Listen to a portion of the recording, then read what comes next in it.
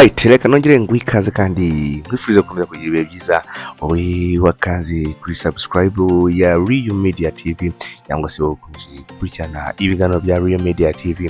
Uri umuntu w'agaciro cyane, reka nkubwire ko utayobye, hanyuma ujye ukomeza gukurikirana amakuru y'imikino hano kuri Real Media TV, by'umwihariko amakuru y'imikino yo ku mugabane w'i Burayi, European Football, amakuru y'i Burayi gatanu kuri gatanu yasanga hano yose uko yakabaye. Hanyuma rero reka nizere ko we umeze neza cyane uri mu Rwanda ndetse nawe uri hanze y'u Rwanda, reka nizere ko ukomeje kugira ibihe byiza cyane. Yewe nitwa Sam Kayiranga nk'ibisanzwe, mbanje kugira ngo twigane ku makuru ya siporo, cyane cyane ku makuru yo ku mugabane w'i Burayi aba kugenda avugwa cyane cyane muri football. Hanyuma utarakanda kuri subscribe niwo mwanya mwiza wo kuyikandaho, kanda kuri subscribe kugira ngo tujye dukomeza twibanire ibiryoherwa n'ibiganiro tuba tubagezaho bigiye bitandukanye.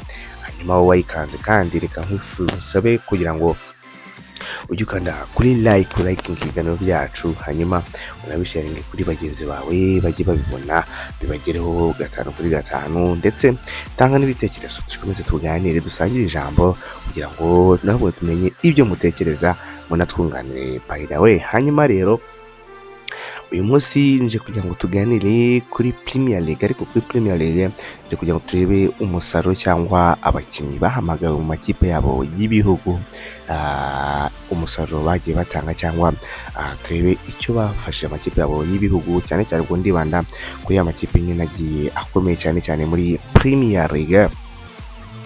Ndahita ngenda rero nirukanka cyane mera ku ikipe ya Arsenal. Ikipe ya Arsenal yaje kuba igira collapse 17 cyangwa abakinnyi 17 b'ikipe ya Arsenal baje kubahamagaza mu makipe yabo y'ibihugu, ariko turagenda tugaruka kubagiye bakora bimwe mu byagiye bigarukaho cyane cyangwa bamwe bagiye bafasha ikipe zabo z'ibihugu kugira ngo zibashe kugera ku musaruro. Ndaza kubamera mu gihugu cya Espagne uwitwa Mikel Merino yaje kuba afasha ikipe yiwe ya Espagne, aza kuba atsinda igitego mu mukino basanga ko batsinda ikipe ya Bulgaria, and then ahita atsinda none hat-trick umukino batsindaga ikipe ya Turkiya ibitego 6 byose ku busa. Uyu mwataka Mikel Merino ariko nanone sometimes agakina nk'umediateri, ariko atsinda muri hat-trick atsinda igihugu cya Turkiya bayitsinda ibitego 6, ahitaba umunyespanye wa kabiri w'umediateri utsinze hat-trick nyuma yitwa Isco. Hanyuma rero witwa Noni Madueke uyisema baba uca ku mpande yataka yaje kuba atanya mu mikino uko ari 2 y'igikombe ya qualification y'igikombe cy'isi mu ikipe y'igihugu y'Ubwongereza. Then aza kuba akora ku mutima umutoza Thomas Tuchel, ndetse aza kuba atsinda igitego cye cya mbere mu mukino watsindaga ikipe ya Serbia ibitego 5 byose ku busa. Ariko nanone mediateri Declan Rice yaje kubatsinda igitego nanone nawe umukino waje kubatsinda ikipe ya Andorra ibitego 2 ku busa. Mu gihe cyo kandi uwitwa Martin Odegaard captain w'ikipe ya Arsenal ese akaba umukinnyi w'ikipe ya Norvège yaje kubatsinda igitego, ndetse anatanga assist 2 umukino waza kubandagaza ikipe ya Moldova ibitego 11 byose ku gitego kimwe. Hanyuma rero ubwo iyo ngiyo ni nkaho ari recap cyangwa resultat y'abakinnyi b'ikipe ya Arsenal bagiye bagerageza kwigaragaza cyane. Ndahita nkubeza n'ubundi mu ikipe ya Chelsea ndacyari Londres, ikipe ya Chelsea baza kubahamagaramo abakinnyi 14 bose baza kuba bitabira imikino ya qualification z'igikombe cy'isi mu makipe yabo y'ibihugu.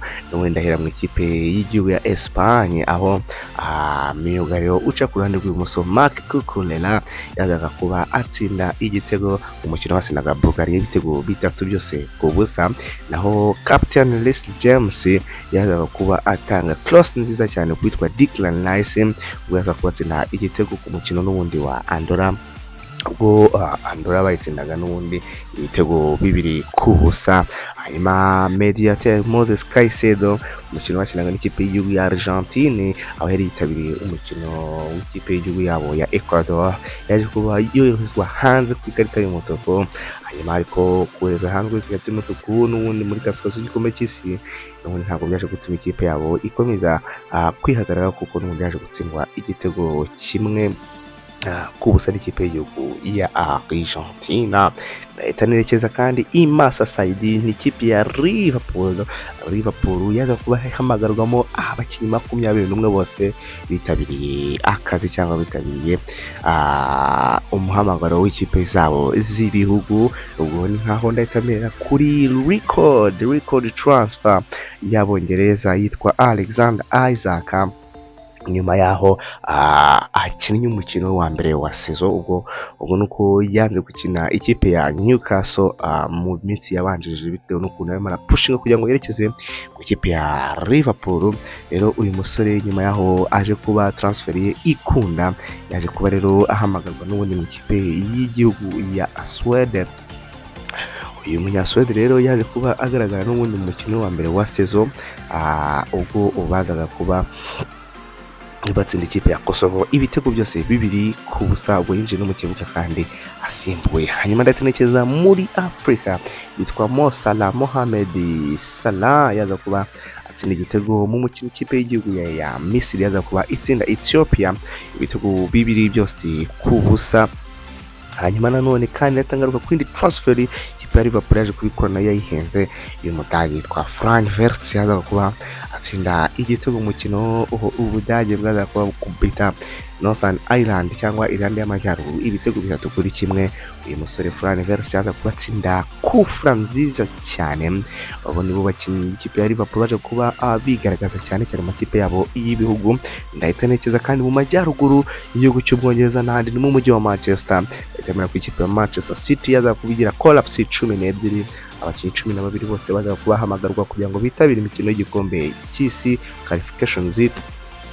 ubwo ndahita mvuga ko ikipe ya Manchester City ho harimo amakuru meza ndetse akaba n'andi makuru mabi positive and negatives kuri Manchester City aho uwitwa Erling Brot Halland we ni inkuru nziza cyane zikomeza kwisukiranya nyuma yaje kuba gufata ikipe ya Moldova ayitereka mu bitego 5 byose mu kintu bahitana ibitego 11-1 aza kubatsinda ibitego 5 ndetse atangamo netse na assist 2 witwa Erling Brot Halland. hanyuma umuwinga cyangwa sema baba ukina yataka mu ikipe y'igihugu ya Misiri yitwa Omar Marmoush yaza kuba agira ikibazo cy'imvune ndetse nasohoka mu mukino bari barimo barakina n'ikipe ya Burkina Faso umukino baza kubanganya ubusa akubusa. ariko n'ubundi mbere yaho witwa Marmoush yari yashinzemo igitego kimwe ku mukino wasindaga ikipe ya Ethiopia kuba atsinda igitego kimwe ubwo bakira ikipe ya Ethiopia ku munsi wa gatanu. ariko nyine biza kugenda nabi ubwo yaza kuba akina n'ikipe ya Burkina Faso ahita ahura n'ikibazo cy'imvune ikomeye cyane. nyuma rero kandi uwitwa Jeremy de Couberfoul yaje kuba atsinda ibitego 2 mu mukino ikipe y'igihugu y'Ububirigi yaza kuba itsinda Kazakhstan ibitego 6 byose ku busa. hanyuma Mediateur Bernardo Silva yaza kuba atsinda nanone igitego nawe mu mukino baza kuba atsinda ikipe ya Hungary. hanyuma leta yerekeza kuba cyeba bihe byose yitwa Manchester United the Red Devils baza kubagira collapse 14 zose abakinnyi 14 bahamagawe mu makipe yabo y'ibihugu mu nyemere mitemera kuri signing yabo ya sama yitwa Benjamin Šeško yaza kuba akina iminota yose 180 ubwo n'imikino uko ari 2 yose umukino ikipe y'igihugu ya Slovenia yaje kuba ikina n'ubundi muri kafikazo y'igikombe cy'isi uwitwa Benjamin Šeško rero yaza kuba akina muri ikipe ya Slovenia umukino baza kubanganya n'ikipe ya Sweden nanone kandi akina mu mukino baza kubatsindwa n'ikipe y'Ubusuwisi. nta gikomeye yaje kubakora usibye gukira shot on target imwe muri no mikino yose uko ari 2 n'agakipe kadakomeye cyane ka Slovenia Slovenia kabisa. Hanyuma mu ikipe ya Tottenham Hotspur bwungarutse Londres abakinnyi 20 bose baza kubahamagarwa mu ikipe zabo z'ibihugu. Hanyuma ndahitamera kuwitwa Pape Matersare uyu munya Senegal yazaga kuba afasha ikipe ya Senegal kuba yatsinda umukino wari ukomeye cyane, umukino wari wazamuye isukari cyane, umukino waza kubatsinda ikipe ya Repubulika Iharanira Demokarasi ya Congo ibitego 3 byose kuri 2.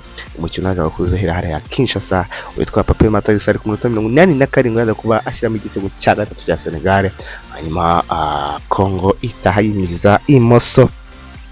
Hanyuma kandi uwitwa Jed Spence uyu ni umwongereza yawe yaza kuba akora amateka yo kuba umusilamu wa mbere ukiniye ikipe y'igihugu y'Abongereza y'amaguru. ubwo ni ukuvuga ngo ni umusilamu wa mbere ukiniye ikipe y'igihugu y'Abongereza y'umupira w'amaguru. ubwo rero yaza gukora n'amateka ubwo yaza kuba asimbura umukino bakinaga n'ikipe ya Serbia bakayitsinda ibitego 5 byose ku busa. Reka nikoze kandi mu ikipe ya Newcastle yaza kuba ifite collapse 12 zose. hanyuma summer signing yabo witwa Yuan Wissa yaza kuba atsinda ibitego byose 2 kandi anatanga assist mu mikino iko ari 2 Congo yaza kuba ikina, yaza kuba atanga assist nyine imwe mu mikino 2 Congo yakinnye ya qualification z'igikombe cy'isi, aza no kwatsindamo ibitego 2. hanyuma aza gutsinda cyane ku mukino yabakinagamo n'ikipe ya Senegal atsindamo igitego. hanyuma witwa Anthony Elanga yari mu ikipe y'igihugu ya Sweden ubwo baza kuba banganya ibitego 2-2 na Slovenia. hanyuma mediateur w'ikipe y'igihugu y'Ubutaliyani yitwa Sandro Tonali yaza kuba atsinda igitego cy'insinzi ku ikipe y'Ubutaliyani, baza kuba atsinda ikipe ya Israel ibitego 5-4 aza ahesha ikipe y'igihugu y'Ubutaliyani ubundi amanota 3. hanyuma Bruno Guimaraes yaza kuba atsinda igitego mu ikipe y'igihugu ya Brazil atsinda igitego umukino wose kuba atsinda ikipe ya Chili ibitego 3 ku busa. ndahita n'ubundi nyarukira muri Nottingham Forest. nyuma yaho abakinnyi babo baje kumenya ko uwitwa Nuno Espirito Santo umutoza wabo bagiye atarirukanwa ariko bazagaruka basanga n'ubundi naho hari yasimbuye n'utwa Ange Postecoglou baje kubagira collapse 13 zose. hanyuma rutazamo wabo Chris Wood yaje kuba agenda mu kazi nyine k'igihugu cyangwa mu kipe y'igihugu aho bari bagiye gukina n'ikipe ya aho yari mu ikipe ya New Zealand. hanyuma baza kubatsinda ikipe ya Australia ibitego 3 byose kuri 1. hanyuma kapiteni w'ikipe y'igihugu ya Serbia yitwa Nikola Milankovic yaje kuba ajya mu kibuga asohoka mu kibuga ku minota 72 kubera icyo nakita nka challenge yaje kuba ahabwa n'uwitwa Harry Kane mu mukino baza kuba kwitwa ibitego 5 byose ku busa. hanyuma reka nsoreze mu ikipe ya Aston Villa. ikipe ya Aston Villa bari bafitemo umukinnyi wabo w'umunyapolonye w'umudefenseri yitwa Matikash yaza kubatsinda igitego cyo kunganya cyari gitinze ku mukino wakinaga n'ikipe y'igihugu y'Ubuholandi mbere yuko abona igitego kiwe mu mukino wakinaga n'ikipe ya Finland bakatsinda ibitego 3-1. witwa Matikash yaje kuba abona ishunda nawe atsinda igitego, ariko Matikash yaje kuba n'ubundi ajya hanze cyangwa asohoka mu kibuga nyuma y'igice cya mbere kubera ikibazo cy'imvune, ariko bavuze ko imvune yiwe itari serious cyane nta kibazo iteye.